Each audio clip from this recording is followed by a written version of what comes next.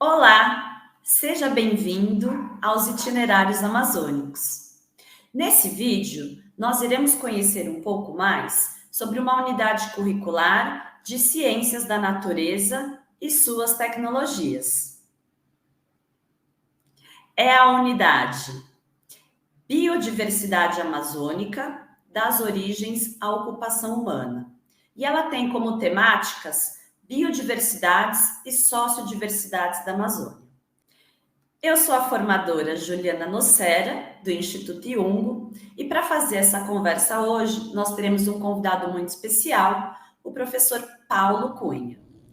Ele é biólogo, pós-graduado em genética, especialista em jornalismo científico e foi o responsável por coordenar a elaboração das unidades curriculares de Ciências da Natureza e suas tecnologias nos itinerários amazônicos. Seja bem-vindo, professor Paulo.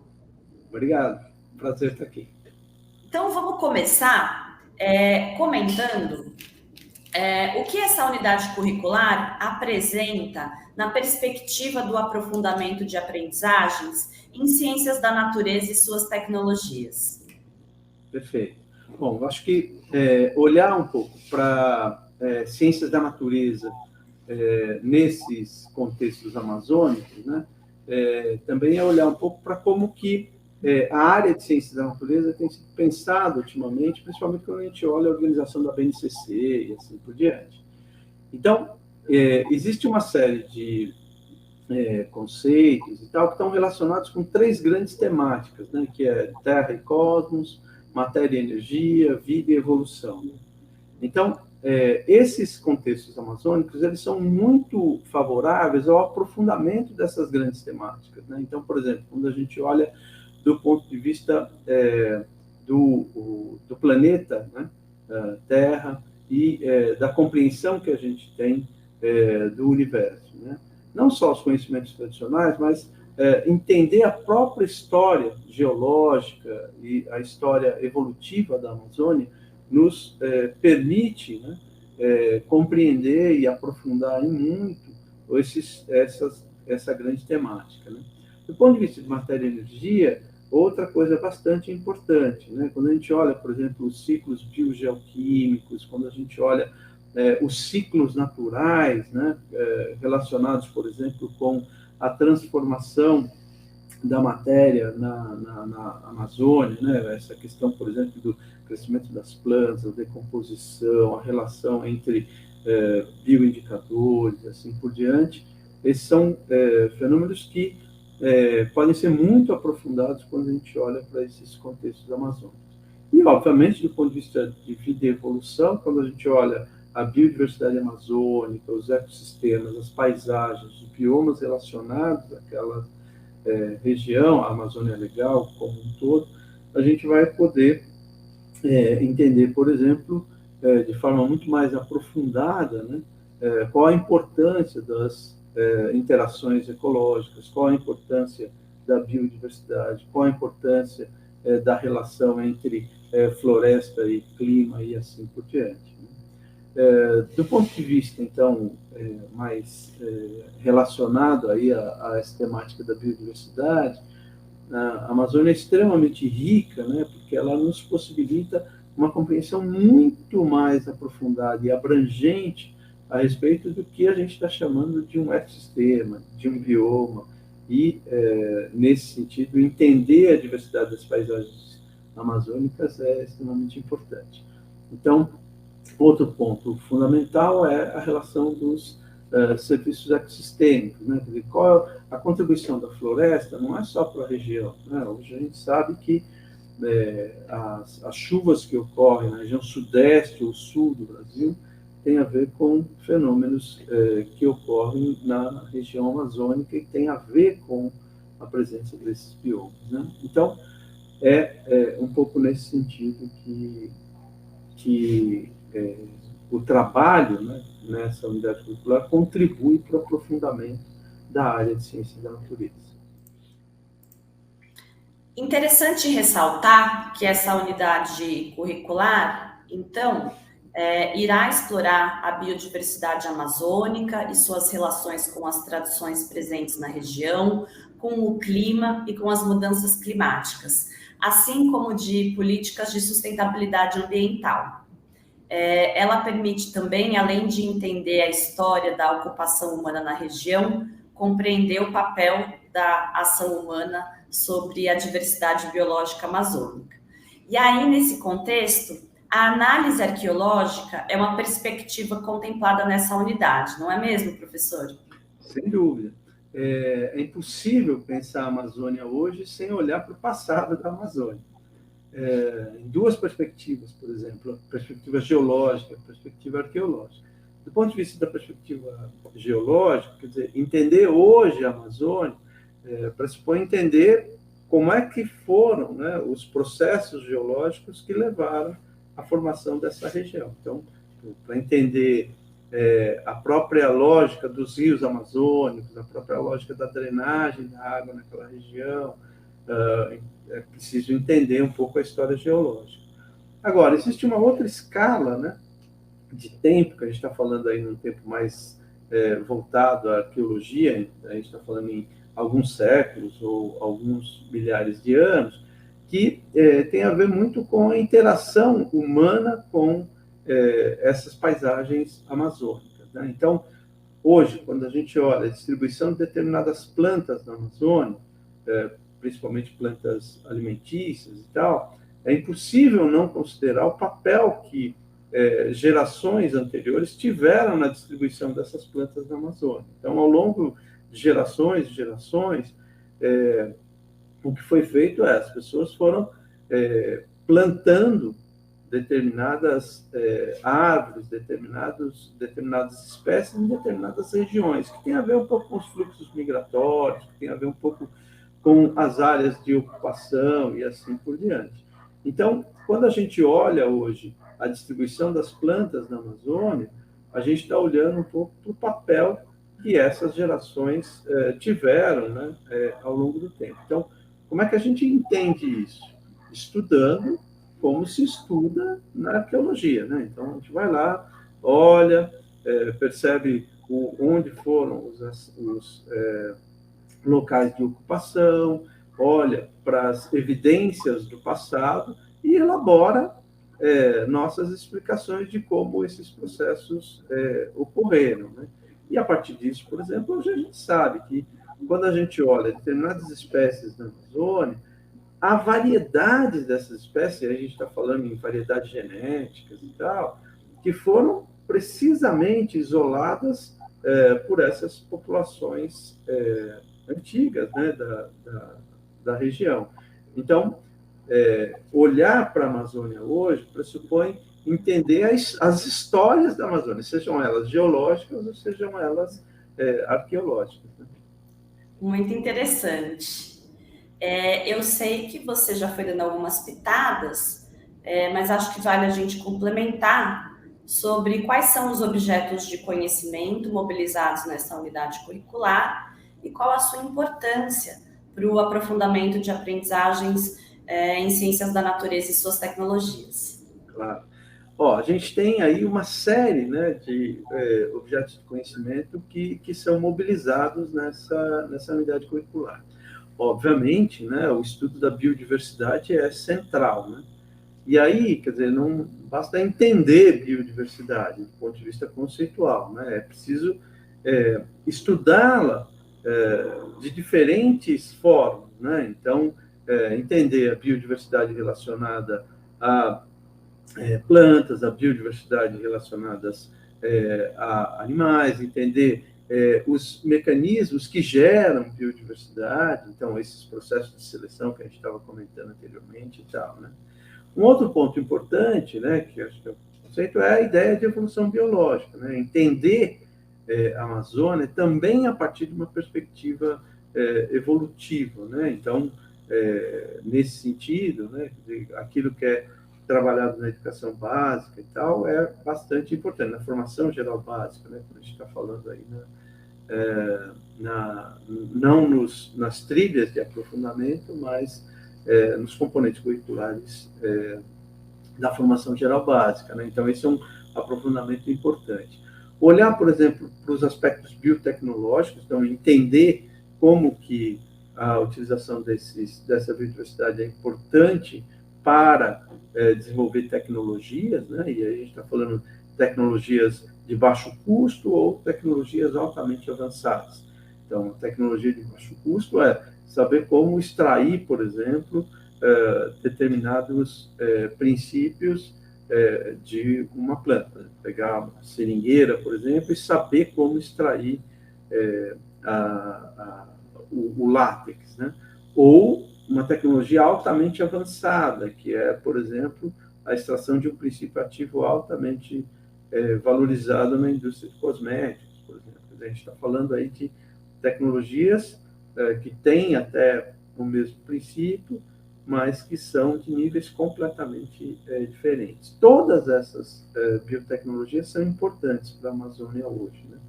Mas, além disso, né, a gente tem conhecimentos relacionados, por exemplo, à genética molecular hoje, que são extremamente importantes. Então, não dá para falar em mapeamento da biodiversidade amazônica sem entender, por exemplo, os mecanismos relacionados à informação genética, né? E como se utilizar disso e tal, né? Então, da mesma forma, né, é importante a gente entender como é que se faz o monitoramento dessa biodiversidade, dessas paisagens. Então, análise de satélite, drones, fotografias, como é que a gente mapeia essa diversidade, né? E assim por diante. Ao mesmo tempo, né, como é que, do ponto de vista legal e do ponto de vista das políticas públicas, essas questões estão estabelecidas. Então, tanto do ponto de vista das políticas de conservação, então olhar, por exemplo, o Sistema Nacional de Unidades de Conservação e como que isso interfere nas dinâmicas, né, locais, né, e qual a importância de ter áreas de conservação, por exemplo, algo importante não só para as pessoas pensarem, mas para a sociedade como um todo pensar isso e tal, né? E, do ponto de vista também, né, relacionado aí à questão da legislação, como é que se faz o monitoramento da superfície amazônica, né? Acho que hoje o Brasil desenvolveu tecnologias bastante importantes que outros países, inclusive, têm utilizado, que tem a ver com o mapeamento dos biomas, né? Então, essa, por exemplo, é uma questão hoje muito importante, não só do ponto de vista de produção de conhecimento, não só do ponto de vista da conservação, mas também do ponto de vista da geração de novas tecnologias para que a gente mantenha, né, as florestas em pé. Eu acho que é legal a gente ressaltar que no percurso de aprendizagem proposto, os estudantes vão interagir com esses objetos de conhecimento a partir de mapeamentos, de coleta e análise de dados e até mesmo da construção de um observatório da biodiversidade para divulgar ações e conhecimentos de valorização e conservação da biodiversidade amazônica. Ou seja, né, os estudantes irão aprender de forma ativa, tendo como ponto de partida temas complexos e questões contemporâneas. E aí, nesse sentido, de uma forma bem resumida, professor, quais são as expectativas de aprendizagem apresentadas nessa unidade curricular? Perfeito. Então, acho que é isso, né? Quer dizer, pensar os objetos de conhecimento é pensá-los dentro de uma dinâmica de qual é o papel dos estudantes nessas situações didáticas. Então, por exemplo, né, quando a gente fala em mapear plantas e ecossistemas, significa como que os estudantes desenvolvem ferramentas e habilidades para fazer esse tipo de mapeamento, né? Então, o mapeamento significa localizar, identificar e registrar, né, essas informações, e hoje a gente tem muitas formas de fazer isso, né? Então, mapeamento local, utilização de imagens de satélite, utilização de mapas com diferentes escalas e assim por diante, né? Essa ideia do mapeamento, ela é extremamente importante para que os estudantes possam, por exemplo, reconhecer os impactos socioambientais, né, que determinados usos da floresta ou determinados processos, né, desenvolvidos na região possam ter, mas também as potencialidades regionais. Quer dizer, quando eu mapeio, por exemplo, a presença de determinada diversidade biológica, ou de determinados cursos de rio, ou da nascente de determinados rios em determinado local, eu identifico determinadas potencialidades para esses recursos, né? Sejam eles turísticos, sejam eles potencialidade do ponto de vista de conservação e assim por diante, né? Agora, é fundamental, né, que esse olhar mais para dentro, né, das paisagens amazônicas e um olhar mais local, ele dialogue, né, com uma interpretação mais abrangente, né, da Amazônia nos contextos, sejam eles sul-americanos ou globais. E para isso, por exemplo, relacionar o clima com o desmatamento, o clima com essa diversidade é extremamente importante, né? Nesse sentido, quando a gente estabelece essas relações, né, é possível os estudantes, por exemplo, construírem um conhecimento mais aprofundado acerca do que a gente chama de serviços ecossistêmicos, né? Quer dizer, quais são as contribuições da floresta, não só para a manutenção da biodiversidade local, mas, por exemplo, para o clima regional, ou para o controle, né, das chuvas, ou para a qualidade de vida, seja local, seja regional, ou para a questão do controle de enchentes e assim por diante, né? Então, identificar esses serviços ecossistêmicos é algo bastante importante, que me parece que os estudantes conseguem fazer isso quando eles aprofundam a sua compreensão a respeito dos contextos locais, né? Outra coisa reconhecer essa diversidade biológica em diferentes níveis, né? A gente está falando, em determinados momentos, da diversidade biológica em termos de espécies, mas algo fundamental na Amazônia, né, é compreender essa diversidade biológica ao nível genético, por exemplo, né? Compreender, por exemplo, que determinadas variedades de uma determinada espécie, né, podem gerar ou novas informações genéticas, ou mesmo novos processos metabólicos, né, a partir de enzimas ou a partir de genes mesmo, tal, que possam contribuir para outros processos, né? Da mesma forma, é importante olhar para a Amazônia não como um tapete verde único, que não é, certo? A coisa que mais chama atenção na Amazônia é a diversidade de paisagens, né? Então, quando você viaja ao longo de um rio, ou sobrevoa, ou mesmo, em alguns casos, né, percorre longas trilhas, uma das coisas que você percebe é a diversidade de paisagens, né? Então, a mudança, sejam mesmo entre florestas que aparentemente são parecidas, não são, né? Ou muitas vezes estão paisagens muito diferentes, né? Com manchas de cerrado no meio da floresta amazônica, ou regiões de maior altitude e assim por diante. Então, identificar essa diversidade biológica em diferentes níveis é um dos pontos importantes. E, obviamente, as relações entre a sociedade e essas biodiversidades, né? Quer dizer, como que elas podem se estabelecer e como que elas podem ser aprimoradas em princípios de sustentabilidade, né? Então, acho que é um pouco são essas as expectativas. Excelente, professor. E aí, para a gente fechar com chave de ouro, nessa unidade curricular, são mobilizados os eixos estruturantes de investigação científica, processos criativos e mediação e intervenção sociocultural. Dá uma palhinha para a gente sobre como que esses eixos são mobilizados nas situações de aprendizagem, por favor. Então, é importante, por exemplo, entender que os processos de investigação científica embasam, né, praticamente todas as situações didáticas aí presentes.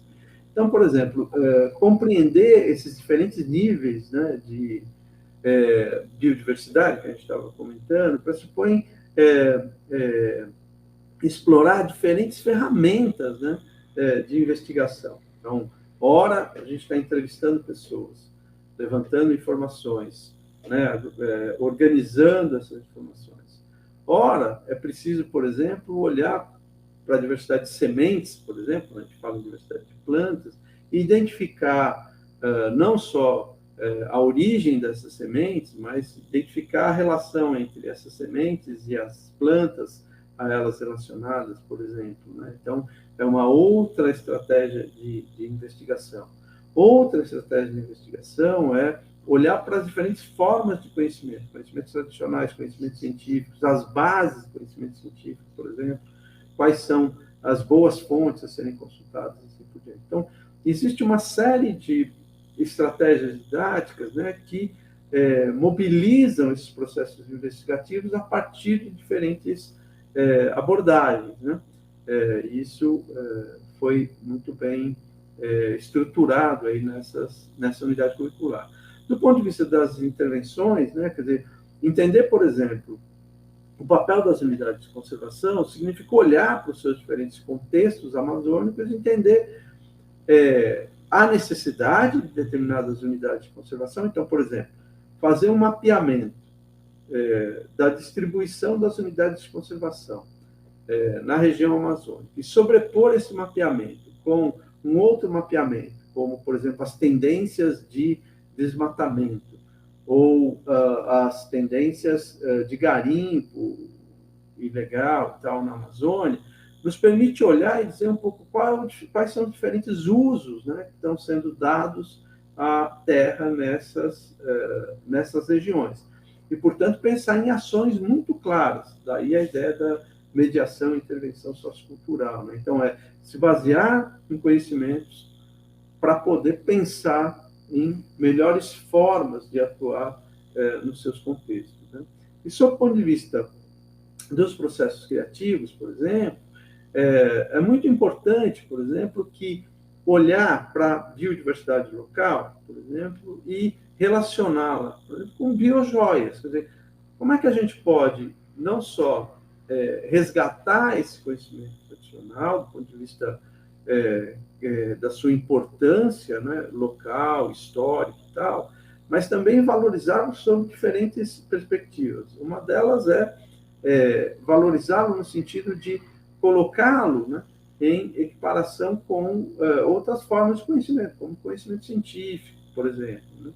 Mas, ao mesmo tempo, né, também valorizar formas de utilização dessa biodiversidade, desses conhecimentos e das populações que detêm esse conhecimento, né? Então, acho que isso é bastante importante e que requer muitos processos criativos, porque pressupõe pensar formas de utilização desses recursos, pensar formas de fazer as pessoas entenderem a importância desses conhecimentos e desses recursos e pensar formas de mostrar essas peculiaridades amazônicas para populações que não são amazônicas. Então, isso me parece que requer muitas atividades aí relacionadas aos processos criativos.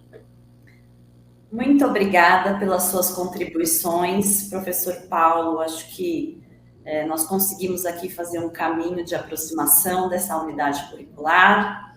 Então, nós fechamos por aqui e aguardamos uma próxima oportunidade. Obrigada e até. Eu que agradeço.